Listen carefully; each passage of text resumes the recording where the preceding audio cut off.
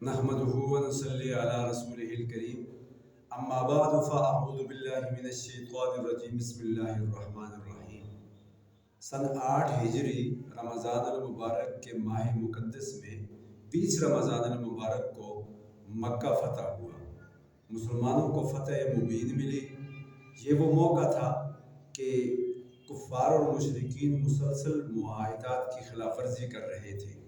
اس سے پہلے صلح حدیبیہ ہوا تھا۔ صلح حدیبیہ مسلمانوں کے درمیان، رسول اللہ اور ایمان والوں کے درمیان اور قریش کے درمیان ہوا تھا، اور مسلمانوں کی طرف بنو خزاع والے ہو گئے تھے اور بنو بکر والے انہوں نے مشرکین کا، قریش کا ساتھ دیا تھا۔ بعد میں 2 سال ہی بمشکل پورے ہوئے تھے تو انہوں نے خلاف ورزی معاہدے کی شروع کر دی۔ تو آپ صلی اللہ علیہ وسلم نے اس کا بدلہ لینے کے لیے لشکر کشی کی ہے۔ معاہدے کی خلاف ورزی قریش نے ایسے کی کہ جو مسلمانوں کے اتحادی تھے بنو خزاع والے، ان پر مشرکین قریش کے اتحادی بنو بکر والوں نے حملہ کر دیا۔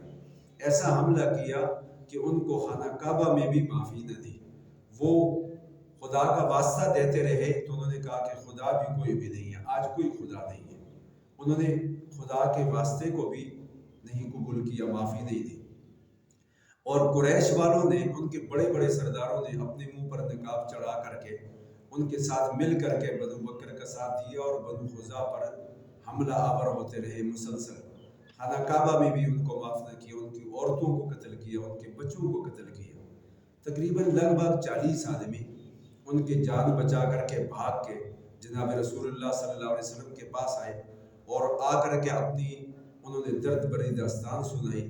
اشعار پڑھ پڑھ کر کے انہوں نے کہا کہ یا رسول اللہ، ہم تو مارے گئے، ہم تو کچل دیے گئے، ہماری نسل کو مٹا دیا گیا۔ یوں سمجھو کہ جیسے آج اسرائیل ہے اور وہ حملہ کر رہا ہے فلسطینیوں پہ، نہایت کمزور لوگوں پہ، 32,000 سے زائد لوگوں کو وہ شہید کر چکے ہیں، اور امریکہ بہادر جو ہے نا وہ ظالم ان کی پشت پدائی پہ ہے، ان کی پشت پہ کھڑا ہے۔ ایسے ہی بنو بکر نے حملہ کیا بنو خزاع پہ اور ان کا ساتھ دیا قوم قریش نے۔ جب قریش نے ساتھ دیا تو یہ معاہدے کی خلاف ورزی ہو گئی۔ صلح حدیبیہ میں معاہدہ تھا 10 سال کا کہ امن میں رہیں گے، ایک دوسرے سے لڑیں گے نہیں، ایک دوسرے کے حقوق کا خیال کریں گے، تجارت کریں گے، یہ اس طرح کا معاہدہ ہوا تھا۔ تو جب بنو خزاع والے آپ صلی اللہ علیہ وسلم کے پاس 40 آدمی آئے تو جناب رسول اللہ صلی اللہ علیہ وسلم نے لشکر کشی کا حکم دیا۔ لوگ جمع ہوئے، تیار ہوئے، تو 10,000 کا لشکر جرار لے کر رسول اللہ صلی اللہ علیہ وسلم مکہ کی طرف عازم سفر ہوئے۔ 10 رمضان کو نکلے، 20 رمضان کو عام فتح کا اعلان ہو گیا، اور جب گئے تو آپ صلی اللہ علیہ وسلم نے ٹولیوں میں ان کو بھیجا۔ خود رسول اللہ صلی اللہ علیہ وسلم مکہ مکرمہ میں نچلے راستے کی طرف سے گئے اور عاجزی اور انکساری کا پیکر بنے ہوئے۔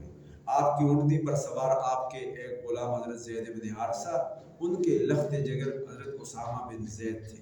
یہ وہی اسامہ بن زید ہیں جن کو 18 سال کی عمر میں رسول اللہ صلی اللہ علیہ وسلم نے اپنی زندگی میں فوج کا کمانڈر ان چیف بنایا تھا، جن کی سرکردگی میں، جن کے سائے میں حضرت ابوبکر و عمر، حضرت علی شیر خدا جیسے بڑے بڑے جلیل القدر صحابہ ان کی زیر کمان لڑنے کے لیے نکلے تھے۔ بہرحال آپ کی اونٹنی پر سوار تھے اور حضرت خالد ابن ولید کو حکم دیا کہ وہ اونچائی والے راستے سے مکہ کے اندر داخل ہوں، اور جس طرح 10-15 آدمیوں کا دستہ، پھر 20-25 آدمی، 15-10 آدمی، 20-25 آدمی، اس طریقے سے مختلف راستوں سے ہو کر کے گئے۔ عصر کی نماز کے بعد مدینہ طیبہ سے نکلے اور وہ چلتے چلتے سفر در سفر کرتے چلے گئے اور مکہ کے قریب ایک مقام پر پہنچے۔ حضرت عبداللہ ابن عباس رضی اللہ تعالیٰ عنہ جناب رسول اللہ صلی اللہ علیہ وسلم کے چچا تھے، حضرت عباس رضی اللہ تعالیٰ عنہ، حضرت عبداللہ کے باپ حضرت عباس رضی اللہ تعالیٰ عنہ۔ وہ فرمانے لگے مجھے قریش پر ترس آیا کہ آخر رشتہ دار ہیں، ہمارے خونی رشتے ہیں، انہوں نے ایمان ابھی تک قبول نہیں کیا، ہم صاحب ایمان بن گئے، لیکن وہ لوگ آج اگر امان نہیں حاصل کریں گے، آج رسول اللہ صلی اللہ علیہ وسلم کے سامنے آ کر کے معافی نہیں مانگیں گے تو یہ اسلام کا لشکر انہیں کچل کے رکھ دے گا۔ ان کو ترس آیا کہ یہ ان کی جان بخشی ہو جائے۔ حضرت عباس کہتے ہیں کہ میں ایک خچری پہ سوار ہوا اور باہر نکلا، لشکر سے آگے تیز رفتاری سے چل پڑا۔ کیا دیکھتا ہوں کہ وہاں پر میں نے 2 آدمی کو دیکھا. 2 آدمی آپس میں کچھ بات کر رہے تھے, گفتگو میں لگے ہوئے تھے. میں تھوڑا قریب گیا تو میں نے پہچان لیا ایک ابو سفیان ہے اور ایک حکیم بن حزام ہے, اور یہ آپس میں بات کر رہے ہیں. ایک نے کہا کہ یہ لائٹیں ہیں, یہ روشنی ہے, یہ الاؤ ہے, اور یہ رات اندھیرے میں یہ روشنی کہاں سے آئی ہے, یہ کون لوگ ہیں, کس کا لشکر ہے. دوسرا کہنے لگا کہ شاید یہ بنو خزاع والوں کا لشکر ہو. پھر پہلا کہنے لگا توبہ, ان کے پاس اتنی تعداد کہاں سے آئی, وہ تو تھوڑے سے لوگ تھے, کوئی اتنے زیادہ خاص نہیں تھے, وہ بھی ہمارے حلیف قبیلے نے یعنی کہ بنو بکر والوں نے ان کو تہس نہس کر دیا, ہم نے بھی ان کا ساتھ دیا. پھر حضرت عبداللہ ابن عباس پہ نظر پڑی, حضرت عباس رضی اللہ تعالیٰ عنہ پہ نظر پڑی تو انہوں نے کہا کہ آپ یہاں کہاں. حضرت عباس رضی اللہ تعالیٰ عنہ نے فرمایا کہ یہ رسول اللہ صلی اللہ علیہ وسلم کا, آمنہ کے لخت جگر کا, عبداللہ کے در یتیم کا لشکر جرار ہے, تم اس کا مقابلہ نہیں کر سکتے. ابو سفیان نے اور حکیم بن حزام نے ہڑبڑا کر کے پریشانی کے عالم میں کھو کر کے کہا کہ عباس کیا ہوگا. وہ کہنے لگے کہ آج معافی کے علاوہ کوئی صورت نہیں ہے, تم مقابلے میں نہیں آ سکتے. تو حضرت ابو سفیان رضی اللہ تعالیٰ عنہ نے فیصلہ کر لیا کہ میں ایمان قبول کر لوں. یہی موقع تھا کہ حضرت ابو سفیان نے ایمان قبول کیا, ان کے بیٹے حضرت سیدنا امیر معاویہ رضی اللہ تعالیٰ عنہ نے ایمان قبول کیا, حضرت حکیم بن حزام نے ایمان قبول کیا, اور آپ صلی اللہ علیہ وسلم کے ایک چچا تھے حارث جن کا نام تھا, ان کے بیٹے کا نام بھی ابو سفیان تھا. ابو سفیان بن حارث یعنی آپ صلی اللہ علیہ وسلم کے ایک چچا کے بڑے چچا کے ایک بیٹے کا نام ہے, انہوں نے بھی ایمان اس موقع پر قبول کیا. تو یہ لوگ صاحب ایمان بنے, اور حضرت ابوبکر صدیق رضی اللہ تعالیٰ عنہ کے والد گرامی حضرت ابو قحافہ عثمان بن عامر رضی اللہ تعالیٰ عنہ, وہ بھی اس موقع پر صاحب ایمان بنے. چلتے چلتے رسول اللہ صلی اللہ علیہ وسلم کے پاس حضرت عباس, حضرت ابو سفیان یہ پہنچے, اور ابو سفیان نے تو فوراً حضرت عباس کی خچری پہ وہ بیٹھے, ساتھ ہی بیٹھ گئے. تو آپ صلی اللہ علیہ وسلم نے دیکھا تو فرمانے لگے ابو سفیان کیا اب بھی اللہ وحدہ لا شریک کی الوہیت کا, خالقیت کا اقرار نہیں کرو گے, کیا اب بھی تم اللہ کا وحدہ لا شریک نہیں مانو گے. وہ کہنے لگے ہاں میں ضرور مانوں گا, ہاں مانتا ہوں, یقین کرتا ہوں, اس بات کا برملا اظہار کرتا ہوں, آج اگر کوئی دوسرا خدا ہوتا میری مدد کو ضرور آتا.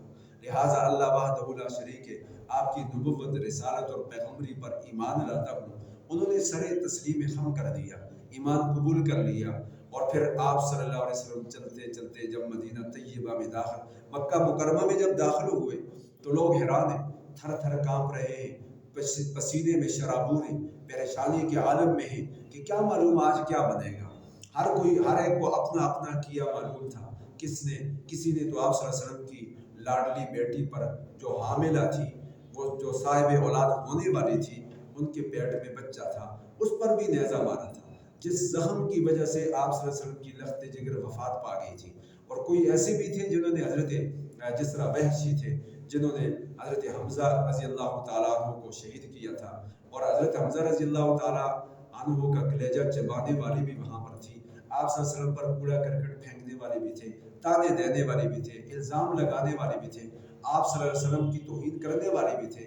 سارے لوگ موجود تھے, لیکن آپ صلی اللہ علیہ وسلم کی زبان نبوت سے یہ اعلان ہوا, فرمانے لگے لا تثریب علیکم اليوم, لوگوں آج سے پہلے جو ہو چکا سو ہو چکا, کسی کو لعنت و ملامت نہیں ہے. بلکہ آپ صلی اللہ علیہ وسلم نے تو یہاں اس سے بھی بڑھ کر کے آپ صلی اللہ علیہ وسلم کی زبان نبوت سے الفاظ نکلے, فرمایا جو بیت اللہ میں بیٹھ جائے اس کو امان حاصل ہے, اور جو زخمی ہے اس پر حملہ نہ کیا جائے, جو بھاگتا ہے اس کا پیچھا نہ کیا جائے, جو قیدی ہے اس کو بھی امان ہے, اس کو بھی قتل نہ کیا جائے. پھر آپ صلی اللہ علیہ وسلم نے فرمایا جو حکیم بن حزام کے گھر میں چلا جائے اس پر بھی حملہ نہ کیا جائے, اور جو حضرت ابو سفیان کے گھر میں تشریف لے جائے, ابو سفیان کے گھر میں پناہ گزین ہو جائے, اس کو بھی قتل نہ کیا جائے, اس کو بھی عام معافی کا اعلان ہے.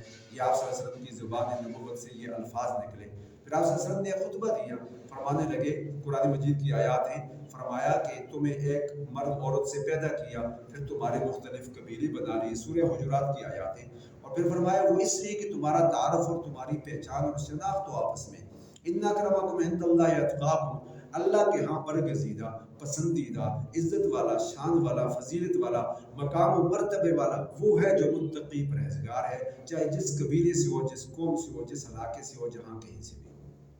یہ تمہاری شناخت ہے قوم قبیلے، تم ایک باپ کی اولاد میں سے ہو، ایک مرد عورت سے تم پیدا کیے گئے ہو۔ وہ تکبر اور جہالیت کے بت ان کو توڑا گیا جو انہوں نے بنا کر رکھے ہوئے تھے۔ بیت اللہ کے عین اوپر حبل بت تھا جو ان کا بڑا بت تھا۔ آپ صلی اللہ علیہ وسلم نے اپنی چھڑی سے اشارہ کیا، وہ گرا، ٹوٹا، اور 360 تو بیت اللہ کے اندر رکھے ہوئے تھے، وہ بھی گرائے گئے۔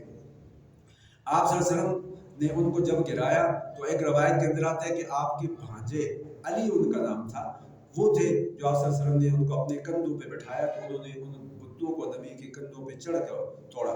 دوسری روایت کے اندر یہ آتا ہے کہ وہ حضرت علی شیر خدا تھے، یعنی خلیفہ چہارم حضرت حسن و حسین کے والد گرامی تھے۔ تو آپ صلی اللہ علیہ وسلم کی نبوت والے کندھوں پہ چڑھ کے انہوں نے اوپر ان کو توڑا۔ اب دیکھیں، بھانجا علی ہو یا داماد علی ہو، بھائی علی ہو، یا حضرت فاطمہ الزہرا کے شوہر نامدار فاتح خیبر علی ہو، حسن و حسین کے والد گرامی علی ہو، ہے فضیلت والا علی، چاہے بھانجا ہو یا داماد ہو، کہ نبی کی کندھوں پہ چڑھ کے اس نے بتوں کو توڑا۔ لیکن یہاں نبی کی نسبت سے ایک بات اور بھی یاد رکھیں، یہ تو فتح مکہ کا سفر تھا جب آپ فاتح بن کر کے مکہ میں آئے، جس مکہ سے آپ کو نکالا گیا تھا، آپ صلی اللہ علیہ وسلم کی زندگی کو تنگ کیا گیا تھا۔ قریش کہتے تھے کہ ہم ان کے مشن کو دبا دیں گے، ہم ان کو ان مکہ کے نوکیلے پتھروں پہ ان کو کچل دیں گے، ان کا نام و نشان بھی ہم نہیں بچنے دیں گے۔ یہ اس طرح کی باتیں ہو رہی تھی۔ اور پھر ہجرت کی آپ نے مجبور ہو کر کے، ہجرت کی رات میں حضرت ابوبکر صدیق آپ کے ہم سفر اور ہم قدم تھے۔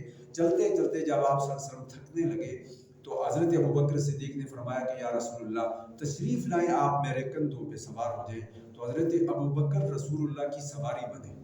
آج بیت اللہ میں فتح مکہ کے موقع پر نبی کے وجود پر حضرت علی بھانجے ہیں یا داماد ہیں، وہ چڑھے اور انہوں نے بتوں کو توڑ دیا۔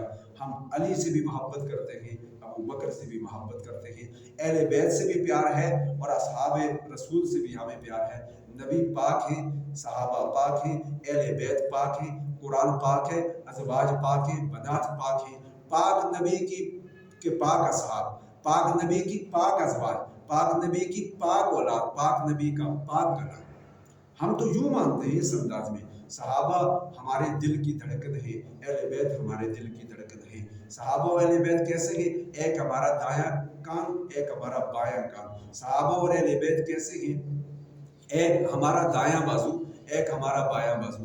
ہم کسی ایک بازو سے بھی اپنے آپ کو شل ہوتا ہوا یا مفلوج ہوتا ہوا ہم نہیں دیکھنا چاہتے۔ صحابہ و اہل بیت کون ہے؟ ایک ہماری دائیں آنکھ اور ایک ہماری بائیں آنکھ۔ چاہے نبی کی جماعت ہو یا نبی کا گھرانہ ہو، یا نبی کی ذات ہو یا نبی کی کتاب ہو، ہر چیز کا احترام ضروری ہے۔ بہرحال بتوں کو توڑا گیا، پھر عزا بت تھا، منات تھا، لات تھا، یہ سب توڑے گئے، گرائے گئے، اور آپ صلی اللہ علیہ وسلم فرماتے جا رہے تھے جاء الحق وزہق الباطل ان الباطل کان زہوقا۔ حق آیا، باطل مٹ گیا، اور باطل ہے ہی بے شک مٹنے والا۔ اور جاء الحق وما یبدی الباطل وما یعید، کہ اب باطل دوبارہ پیدا بھی نہیں ہوگا اور وہ زوراور بھی نہیں ہوگا، وہ پلٹ کے آ بھی نہیں سکے گا، کہ حق آ گیا ہے اور حق چھا گیا ہے۔ پھر آپ صلی اللہ علیہ وسلم نے یہ تقریباً کل ملا کے 11-12 لوگ بنتے تھے، جن میں عورتیں اور مرد بھی تھے۔ ان کے متعلق عام معافی کا اعلان نہیں تھا۔ یہ وہ تھے کہ جنہوں نے اسلام قبول کرنے کے بعد مرتد ہو گئے تھے، دوبارہ کفر اختیار کر دیا تھا، یا کچھ ایسے تھے جو رسول اللہ کی شان میں گستاخیاں کرتے تھے، جن میں ابن اختل کا نام آتا ہے۔ روایات میں آتا ہے کہ وہ بیت اللہ کے پردوں میں جا کر کے چھپ گیا، غلاف کعبہ کو اپنے اوپر لپیٹ لیا اور یوں الٹا لٹک گیا۔